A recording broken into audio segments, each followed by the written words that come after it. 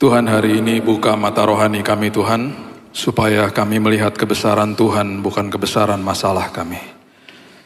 Seperti Nabi Elisa katakan kepada Tuhan, buka mata hambanya. Itu berarti Elisa sudah lihat Tuhan. Itu sebabnya hari ini kami percaya, hari lepas hari, kami mau mata rohani kami, telinga rohani kami Tuhan bukakan. Supaya walaupun ada kegelapan dunia, hati kami tetap tegar, iman kami tetap kokoh, karena kami tahu Tuhan lebih besar dari segala-galanya. Hari ini siapapun yang sedang bergumul Tuhan, aku berdoa, pemulihan, kesembuhan sudah terjadi dalam nama Yesus. Kami sudah terima dengan iman, karena semuanya sudah selesai di kayu salib. Kami percaya hari ini Tuhan, langkah-langkah hidup kami dituntun sama Tuhan, dan Roh Kudus menjadi penasehat ajaib kami. Kami sambut firman-Mu, hanya di dalam nama Tuhan Yesus kami berdoa. Kita sama-sama katakan, amin, amin, amin, amin. Haleluya. Silakan duduk. Shalom. Firman Tuhan hari ini diambil dari Matius pasal yang ke-13, ayat yang ke-31. Matius pasal yang ke-13 ayat 31 dan 32. Kalau Bapak Ibu ikuti khotbah-khotbah saya, pasti tahu bahwa saya sejak awal terkesima dengan prinsip kerajaan, dan itu yang memerdekakan hidup kita. Jadi kalau kita belajar Injil, itu ada dua derivatif. Yang pertama dikatakan Injil kerajaan sorga yang dibentangkan sama Yesus. Kemudian dari sisi satunya lagi, dari angle yang berbeda, Paulus mengajarkan Injil kasih karunia. Tetap satu Injil, tetapi good news ini ada dua angle yang dibahas. Yang satu, kasih karunia membahas tentang pertobatan manusia, keselamatan manusia. Kemudian setelah dibenarkan, kita sekolah kehidupan, kita dikuduskan setiap hari, proses sanctification. Sampai akhirnya Paulus juga menjelaskan tentang proses glorification, di mana kita dimuliakan pada akhirnya. Yesus mengajarkan prinsip kerajaan untuk kita hidup sehari-hari. Supaya kita merdeka, kita mengerti. Dari semua angle kehidupan kita paham apa yang Dia mau kita lakukan. Salah satunya adalah ini. Salah satunya diajarkan tentang Matius 13 ayat 31. Yesus membentangkan suatu perumpamaan lain lagi kepada mereka. Katanya, jadi banyak sekali perumpamaan, banyak sekali pelajaran yang Dia berikan. Hal kerajaan sorga itu seumpama biji sesawi yang diambil dan ditaburkan orang di ladangnya. Memang biji itu paling kecil dari segala jenis benih. Perhatikan kalimat ini. Biji itu paling kecil dari segala jenis benih. Tetapi apabila sudah tumbuh, sesawi itu lebih besar daripada sayuran yang lain, bahkan menjadi pohon, sehingga burung-burung di udara datang bersarang pada cabang-cabangnya. Ini pengertian-pengertiannya harus jelas dulu. Hal kerajaan sorga adalah seperti biji yang ditanam. Kemudian ada kata benih. Kemudian di sini ada kata pohon. Kemudian ada kata yang bersarang pada cabang-cabangnya. Perhatikan urutan ini. Ini yang Yesus ajarkan. Pertama kali selama 26 tahun saya belajar firman Tuhan. Pertama kali waktu belajar tentang prinsip ini, saya dibuat bangga dengan Alkitab bahasa Indonesia kita. Selama ini juga bangga, maksudnya bukan bangga sama Alkitabnya, bangga sama kosakata bahasa Indonesia kita. Karena bahasa Indonesia ini sangat terbatas dibanding dengan bahasa Inggris misalnya. Pertama kali ketika kita belajar tentang kata biji dan benih, itu di dalam bahasa Indonesia dibedakan. Kalau belajar bahasa Inggrisnya, versi-versi bahasa Inggris, dia hanya menyebutkan seed, hanya S-E-E-D. Bahkan kalau belajar ayat ini dikatakan the master seed is the smallest of all seeds. Jadi tetap pakai kata seed gitu ya. Dia cuma sebut aja mustard seed, biji sesawi. Bahasa Indonesia menjelaskan dengan sangat gamblang, dikatakan bahwa biji itu beda sama benih. Dan itu sangat jelas akhirnya untuk pembelajaran ini. Biji itu adalah sesuatu yang sangat mentah. sesuatu yang raw, yang mentah, yang kita miliki. Ketika kita memulai sesuatu itu dimulai dari sebuah biji. Jadi sesuatu yang sangat kecil, makanya biji sesawi. Benih itu adalah biji yang dikondisikan. Itu benih. Jadi biasanya benih itu kemudian kalau kita pelajari tentang prinsip ini, Tuhan seolah-olah datang kepada kita, dia tanya, kamu punya apa? Kita katakan, saya hanya punya biji ini Tuhan, imanku hanya sebesar ini. Diambil sama dia, bermitra sama dia, biji yang kecil itu dijadikan benih. Kemudian dia akan tanya lagi sama kita, yuk kita tanam sekarang. Sama seperti prinsip ketika kita belajar bahwa dia adalah ahli bangunan, dia nggak akan paksa kita. Dia akan katakan begini, biji ini yang aku kondisikan jadi benih, yuk kita tanam. Karena di dalam proses itu, nanti kamu akan bertumbuh menjadi sebuah pohon yang indah, dan bahkan nanti pada ujungnya cabang-cabangmu itu tempat bersarang burung-burung, artinya adalah hidupmu jadi berkat. Itu maksudnya. Jadi ini prinsipnya. Ya, ini adalah eksposisi ringan dari Matius 13 ayat 31 dan 32. Urutannya seperti begitu, ya. Nah, ketika bicara tentang sesuatu yang ditanam, itu berarti kita harus mengerti bahwa pohon ini merupakan sebuah metafor dari kehidupan rohani manusia. Kehidupan rohani manusia. Itu sebabnya Mazmur 1 ayat yang ketiga, firman Tuhan katakan begini. Mazmur 1 ayat yang ketiga. Nah, ayat-ayat seperti begini seringkali yang saya katakan di bulan lalu merupakan ayat-ayat yang seringkali dimutilasi. Artinya dimutilasi, main comot-comot aja, kemudian main dihotbahkan saja tanpa melihat konteksnya. Itu yang saya sebut eisegesis, bukan exegesis. Sesuai sama keinginan saya main ambil-ambil ayat aja, kemudian saya cocok-cocokin sama keinginan saya, dan akhirnya menyesatkan banyak orang. Itu sebabnya ayat-ayat seperti Matius 6 ayat 33, Mazmur 1 ayat 3, itu banyak sekali disalahartikan karena kedengarannya sangat nikmat. Mazmur 6 ayat 33 contohnya, carilah dahulu kerajaan Allah dan kebenarannya. Itu tugas kita. Kemudian bagian daripada kerajaan sorga adalah menambah-nambahkan the added values, sesuatu yang dia akan tambah-tambahkan. Itu tugasnya kerajaan sorga, bukan tugas kita. Tugas kita mengejar kerajaan sorga dan kebenarannya. Prinsipnya kita harus mengerti dulu. Kita abaikan itu karena kita suka dengan bagian kedua, bahwa saya akan ditambah-tambahkan. Mazmur pasal yang pertama ayat yang ketiga juga seperti itu. Karena di ujung daripada ayat ini keluar kalimat yang sangat-sangat sejuk. Dikatakan gini, Mazmur 1 ayat 3. Ia seperti pohon. Ya, kita sudah tahu pohon itu adalah metafor dari kehidupan rohani kita. Ia seperti pohon yang ditanam di tepi aliran air, yang menghasilkan buahnya pada musimnya. Daun tidak akan layu. Ya. Ini yang kita suka. Apa saja yang diperbuatnya berhasil. Kita kutip-kutip, kita mutilasi ayatnya, nggak lihat konteksnya, kemudian kita akhirnya kecewa sama Tuhan. Mana katanya berhasil dalam hidup ini? Kok ada tantangan, kok ada proses, kok ada hal-hal nggak enak terjadi? Kita lupa bahwa di ayat itu ada satu kata yang sangat penting, yaitu ditanam. Ditanam itu berarti letaknya di bawah tanah. Letaknya berarti 11-12 sama bangkai.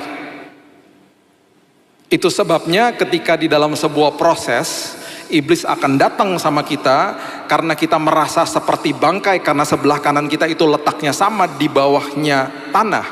Dia akan kerap kali katakan pengharapanmu pupus. Selesai udah. Dan kita percaya. Kita tidak paham bahwa peristiwa ditanam adalah peristiwa yang sangat indah.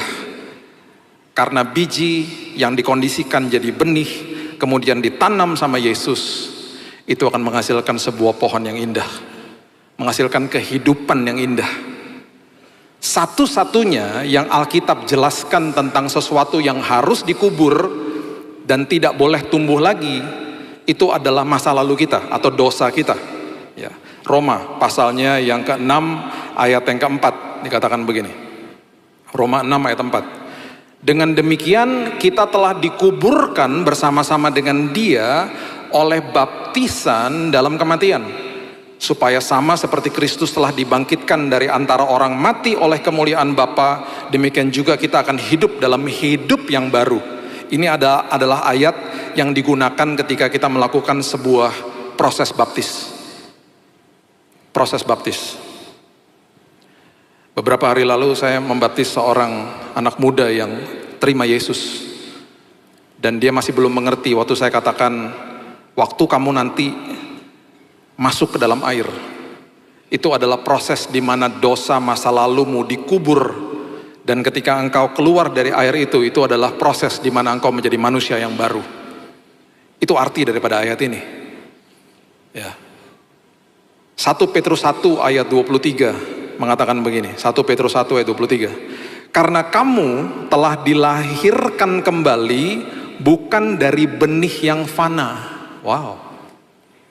Jadi biji itu dikondisikan sama Tuhan jadi benih, kita lahir baru, bahkan kalau kita hidupnya sedang dipulihkan sama Tuhan, tumbuh sebuah pohon yang baru dalam hidup ini, bukan dari benih yang fana, tetapi dari benih yang tidak fana, oleh firman Allah yang hidup dan yang kekal. Luar biasa. Kerap kali sudah pasti kehidupan ini akan mengalami yang namanya bahkan kita sebut under pressure, di bawah tekanan. Itu adalah momen-momen ketika kita sedang ditanam sama Tuhan. Nasihat saya hari ini, jangan cabut diri kita dari proses itu. Jangan cabut diri kita dari proses itu. Biarkan Tuhan tanam, dan memang tidak enak.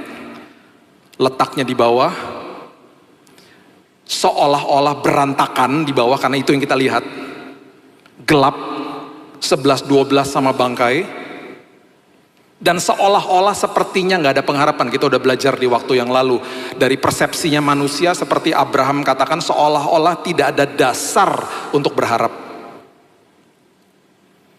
Tetapi ingat satu hal, yang menumbuhkan pohon yang baru dalam hidup kita, bahkan nanti buahnya, itu selalu seturut dengan waktunya Tuhan. Nah masalahnya seringkali ada benih-benih yang tertabur, itu benih yang salah. Makanya saya mau beritahu hari ini, semua tindakan kita dan semua perkataan kita itu adalah sebuah biji yang dikondisikan jadi benih yang kita tanam. Dan hati-hati, ada benih yang benar, ada benih yang salah. Semua yang kita lakukan. Bahkan hari ini kita hidup karena ada benih atau biji yang tertanam atau ditanam sama kita, atau ditanam mungkin sama orang lain, yang membuahkan kehidupan hari ini. Hati-hati, hati-hati untuk mengambil keputusan apa yang saya mau tanam dalam hidup saya. Be careful, karena itu akan menjadi jalan hidup kita pada akhirnya. Saya tidak pernah katakan bahwa oh, berarti kalau ada orang yang pernah bersalah sama kita, berarti kita punya kontrol atau power di mana kita bisa mencabut semua benih-benih yang salah.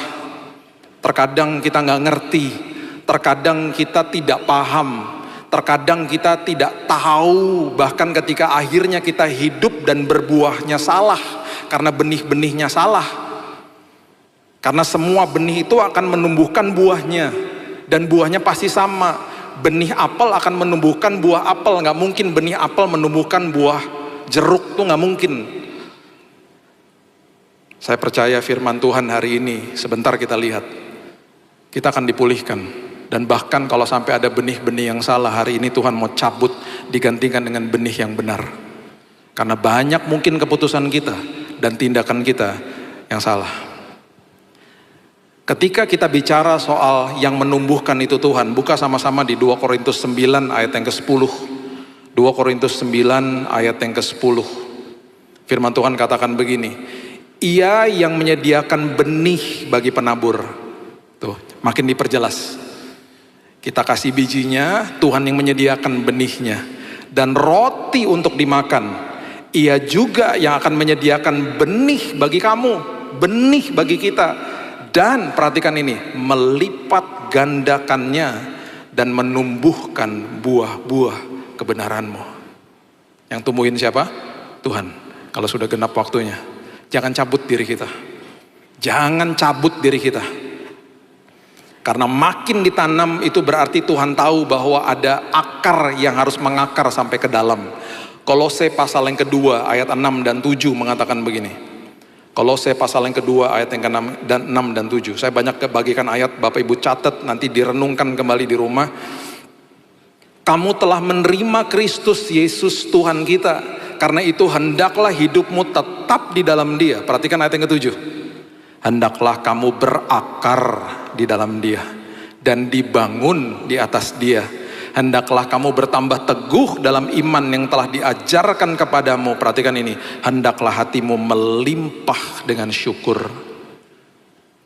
Ketika benih itu ditanam, dan kita pasti punya kecenderungan pengen cabut benih itu karena gak enak posisinya. Tabur hari-hari sulit kita, tabur benih itu dengan sebuah pupuk yang sangat indah, yaitu ucapan syukur. Kalau mau akarnya merambat ke dalam, iman dikokohkan, ada kuasa di balik ucapan syukur. Nanti beberapa bulan ke depan kita akan bahas the power of thanksgiving.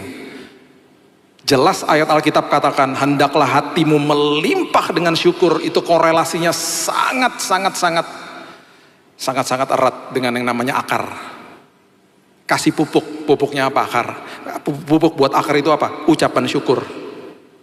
Dan kalau sudah genap waktunya, Tuhan akan menumbuhkan buahmu dan bahkan melipat gandakannya.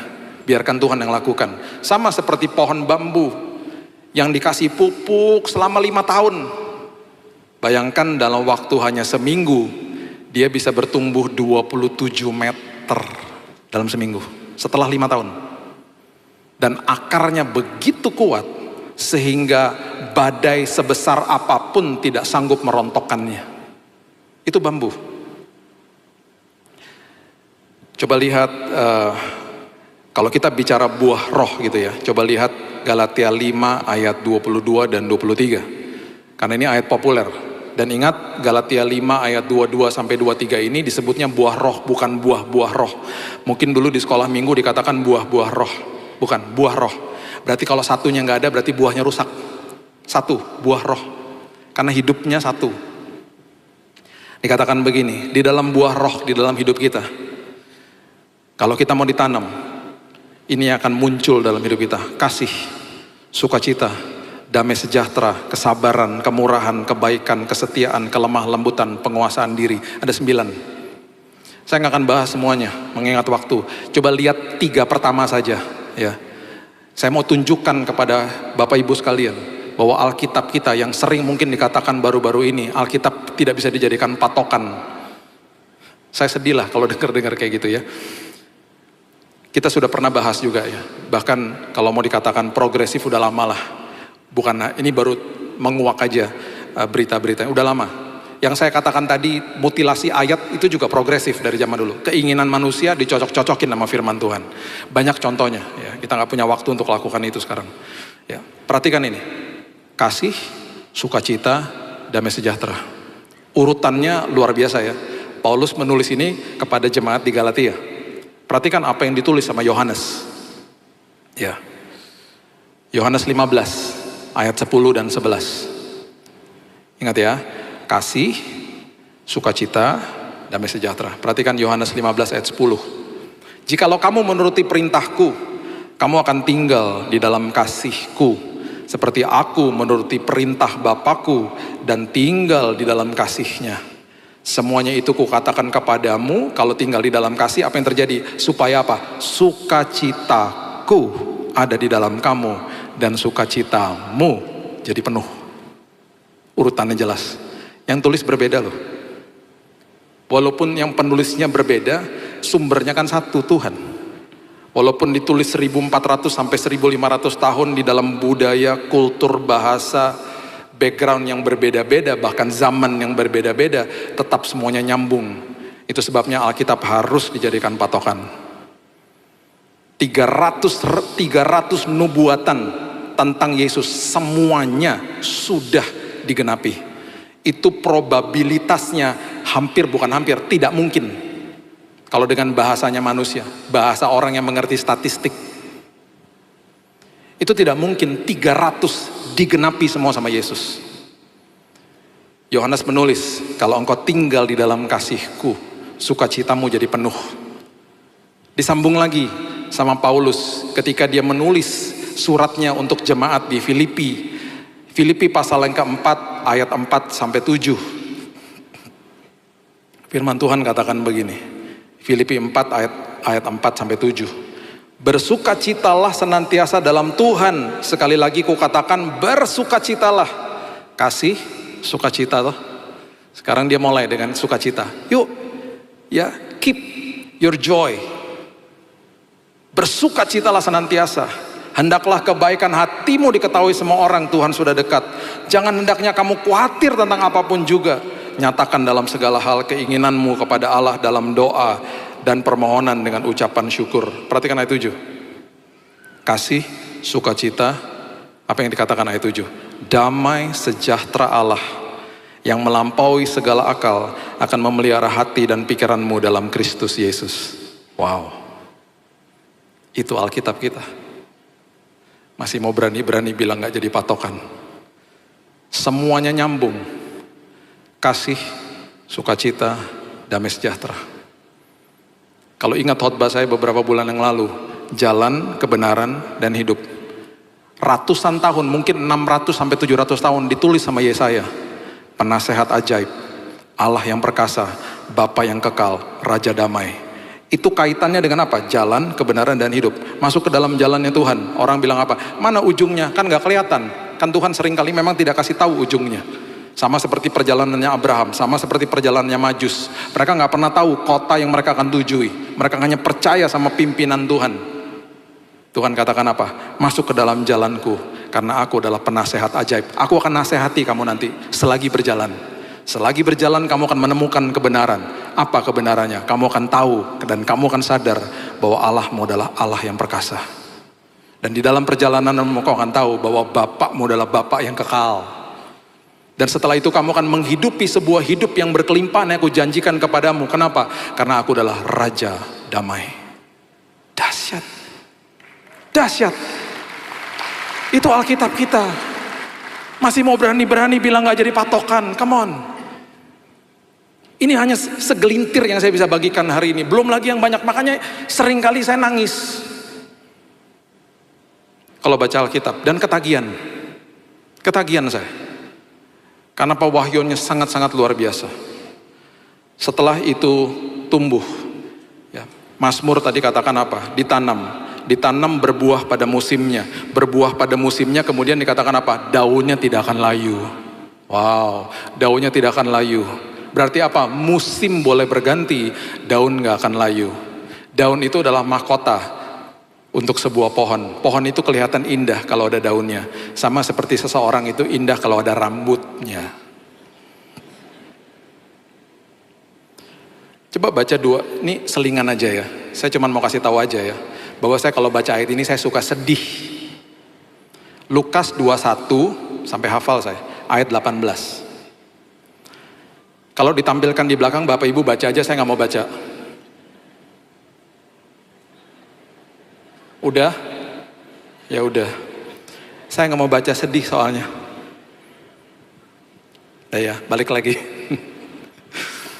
Di musim dingin, itu pohon harus simpen nutrisinya. Ya, pohon harus simpen nutrisinya. Jadi untuk dia bertahan di musim dingin, ini kalau kita pernah tinggal di negara 4 musim, saya pernah tinggal di negara 4 musim 13 tahun, jadi saya paham. Kalau yang namanya musim gugur, itu adalah musim sebelum musim dingin. Musim gugur itu adalah ketika nutrisi daripada pohon itu tidak disalurkan kepada ranting-rantingnya. Karena pohonnya harus menyimpan nutrisinya untuk musim dingin. Alhasil yang terjadi adalah daun-daunnya rontok. Daun-daunnya rontok. Kota mengeluarkan banyak uang untuk membersihkan. Karena licin, apalagi kalau campur sama air. Licin daun-daun itu. Tiap hari dibersihkan. Musim gugur.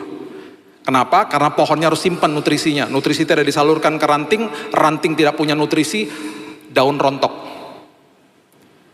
Pohonnya survive, berhasil melewati musim dingin, timbullah musim yang berikutnya, musim semi.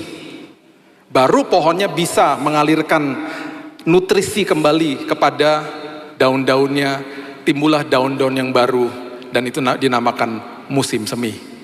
Firman Tuhan katakan begini sama kita, musim boleh berganti. Tuhan katakan apa? Aku adalah pokok anggur, kamu rantingnya. Karena kita melekat kepada pokok anggur, itu sebabnya musim boleh berganti, nutrisi jalan terus. Daun tidak akan layu, itu maksudnya. Musim boleh berganti, orang ketemu kita, dia akan katakan, wow, ada damai sejahtera, ada sukacita. Oh, tadi saya lupa kasih tahu. Ingat, yang namanya kasih itu letaknya di roh, kan buah roh. Yang letaknya di dalam jiwa itu namanya jatuh cinta. Jatuh cinta bisa hilang kapan aja. Yang namanya kasih itu adalah keputusan, kekal sifatnya. Yang namanya sukacita letaknya juga di roh, kan buah roh. Temannya sukacita yang ada di dalam jiwa itu namanya kesenangan. Makanya beda, joy itu beda, bukan happiness. Yang namanya kesenangan bisa terusik, bisa hilang kapan saja. Makanya dikatakan the joy of the Lord is my strength. Sukacita Tuhan adalah kekuatanku, bukan kesenanganku adalah kekuatanku, bukan. Damai sejahtera juga begitu, letaknya di roh. Temannya damai sejahtera yang ada di dalam jiwanya manusia namanya ketenangan.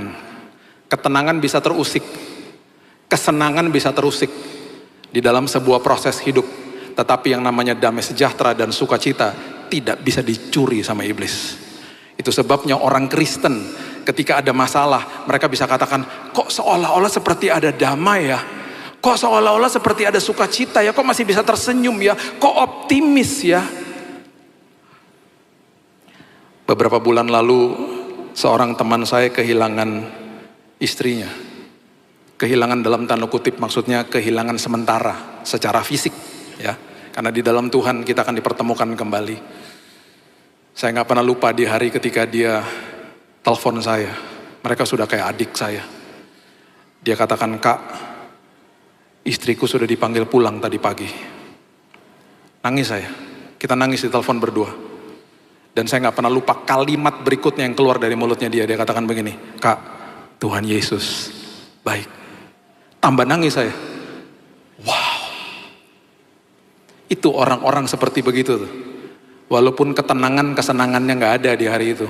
Damai sejahtera sama sukacita kekal di dalam rohnya. Itu orang yang luar biasa. Orang yang membiarkan hidupnya ditanam sama Tuhan. Dan akhirnya apapun yang diperbuatnya berhasil. Karena Tuhan tahu apapun yang dititipkan dalam hidupnya akan dikelola dengan luar biasa. Karena sudah melewati proses itu.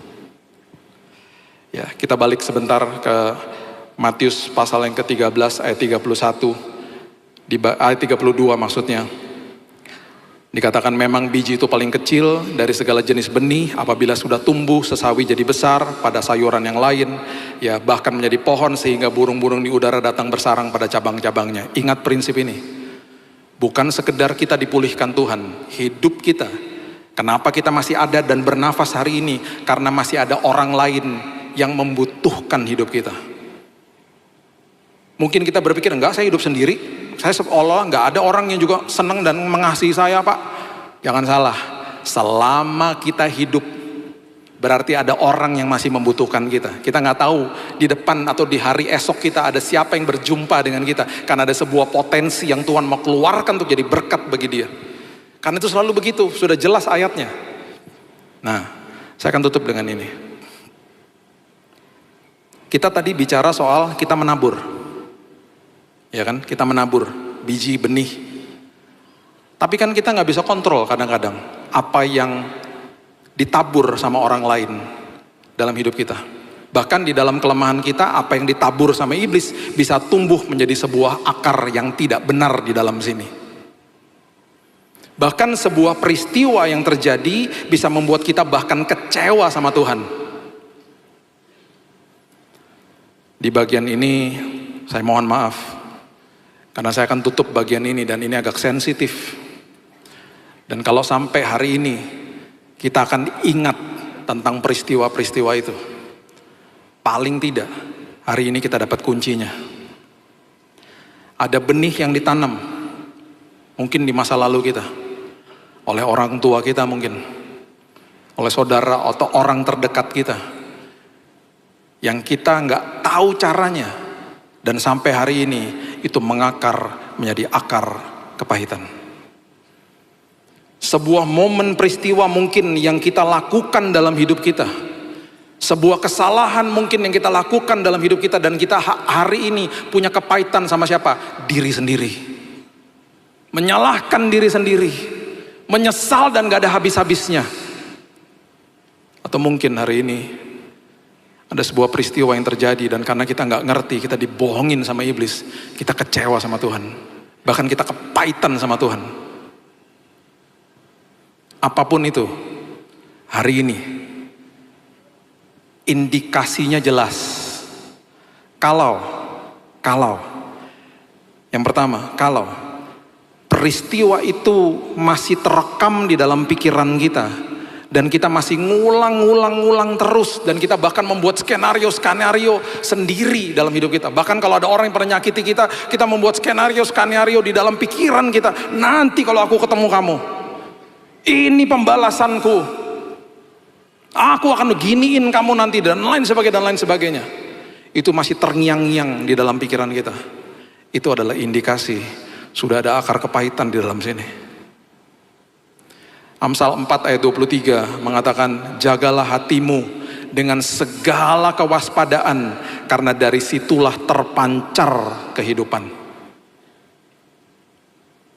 Yang kedua, kalau hari ini kita senantiasa masih mengeluarkan kata-kata negatif, sinis, sarkastik, asumsi, ada kemungkinan besar ada akar kepahitan di dalam sini.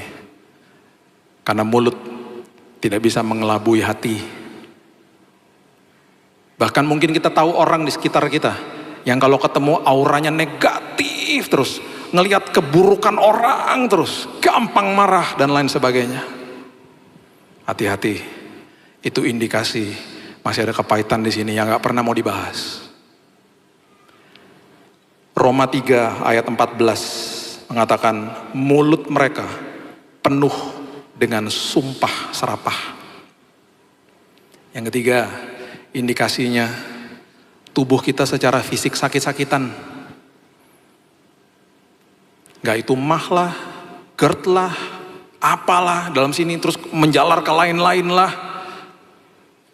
Ada kemungkinan besar kita belum lepaskan pengampunan.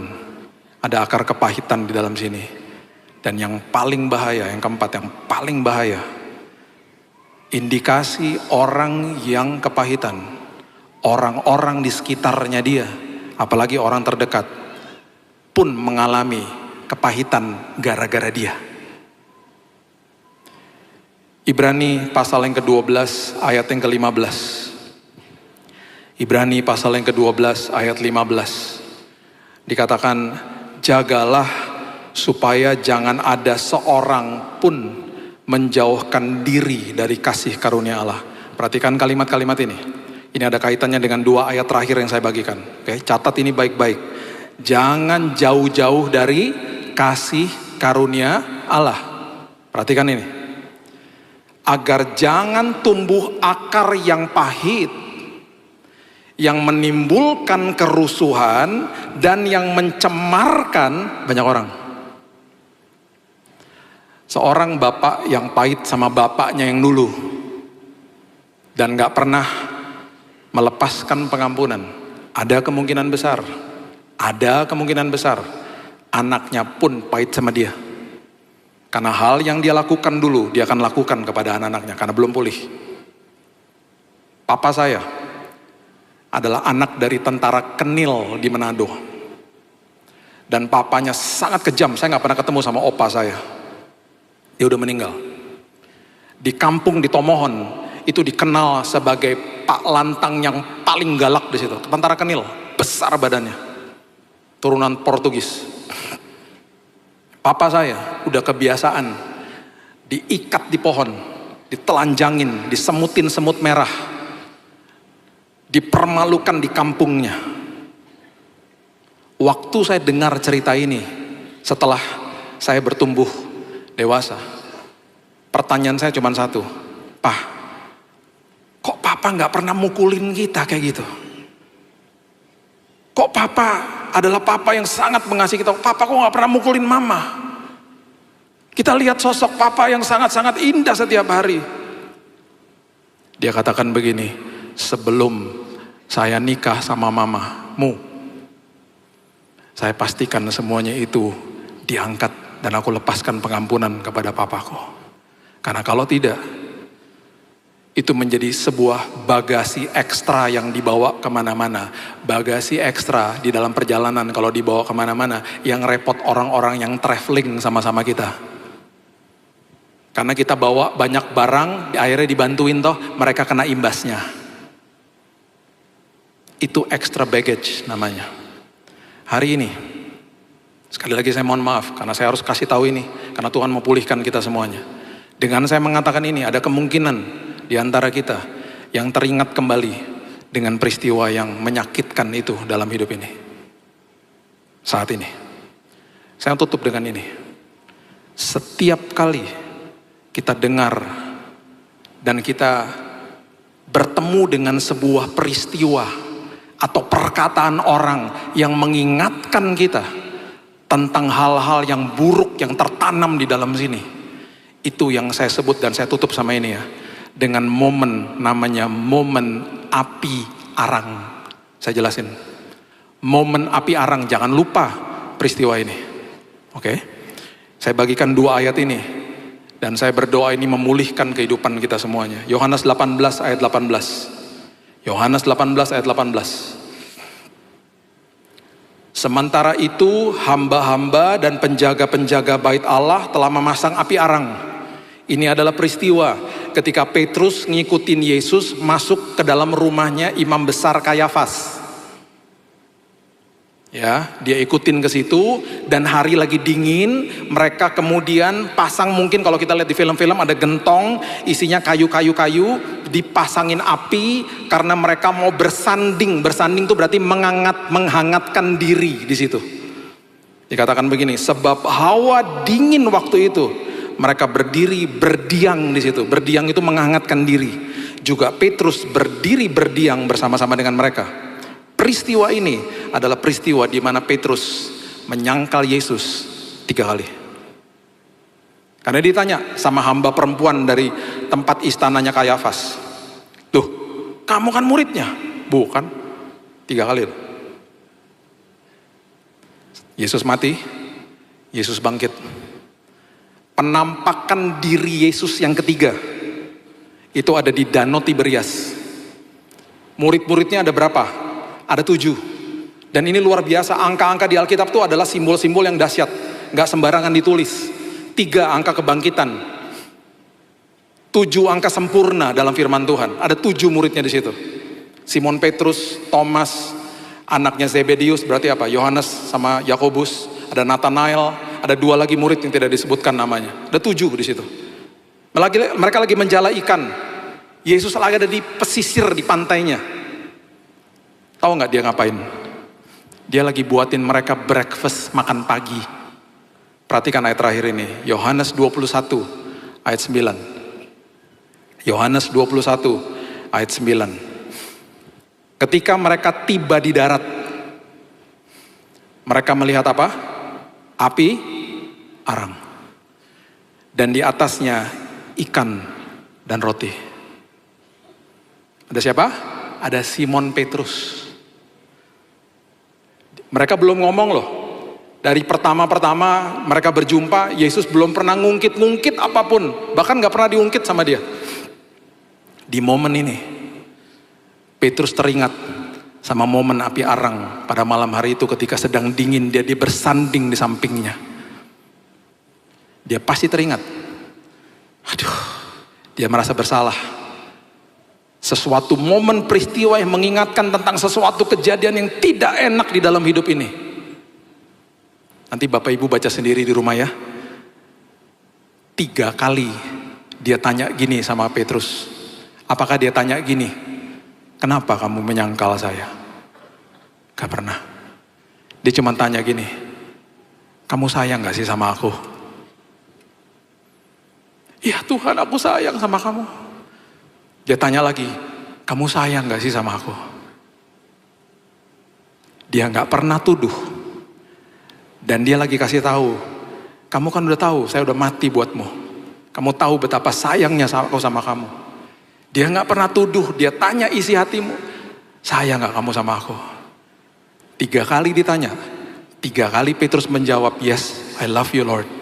Dan 3 kali dia katakan, gembalakan dombaku. Hari itu, Petrus mengalami yang namanya kasih karunia Tuhan. Dan semua momen-momen yang menyakitkan itu, hari itu dipulihkan. Semua benih kepahitan apapun dicabut sama Tuhan. Dia tanam sebuah benih yang baru, namanya grace, kasih karunia. Itu sebabnya firman Tuhan katakan, jangan jauh-jauh dari kasih karunia. Hari ini, kalau ada yang sampai ingat tentang momen-momen itu dalam hidupmu, lepaskan pengampunan. Biarkan Tuhan mengingatkan momen api arang ini. Nanti satu hari kita mungkin akan ingat lagi. Ketika lihat peristiwa, ketika ada orang ngomong, mungkin ingat lagi sama momen-momen yang dulu. Mungkin momen berduka, mungkin momen orang menyakiti kita, atau mungkin momen di mana kita melakukan kesalahan yang kita susah mengampuni diri sendiri.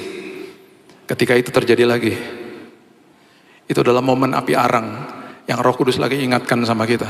Di momen itu, pastikan engkau katakan dalam hatimu, terima kasih Tuhan. Kasih-Mu nyata, kasih-Mu besar dalam hidupku. Dan engkau telah mencabut semua akar kepahitan, menanam dengan benih yang baru, supaya tumbuh sebuah pohon kehidupan yang luar biasa. Berikan tepuk tangan kita untuk Tuhan kita. Haleluya. Bapa yang baik, terima kasih Tuhan. Terima kasih hari ini keputusan kami. Tuhan tanam benih yang benar dalam hidup kami. Dan kalau sampai ada benih-benih kepahitan dalam hidup kami, dan mungkin hari ini kami baru sadar, Tuhan, ini momennya di mana Tuhan akan cabut itu semuanya. Kami mengambil keputusan untuk melepaskan pengampunan buat orang yang bersalah kepada kami. Kami melepaskan pengampunan buat diri kami sendiri. Dan kami mau stop untuk kecewa sama Tuhan. Kami gak mau percaya sama kebohongan iblis. Karena semua rancangan Tuhan itu indah bagi kami. Di momen api arang ini Tuhan, dimana mungkin kami ingat tentang momen-momen itu, angkat Tuhan semua akar-akar kepahitan dalam hidup kami.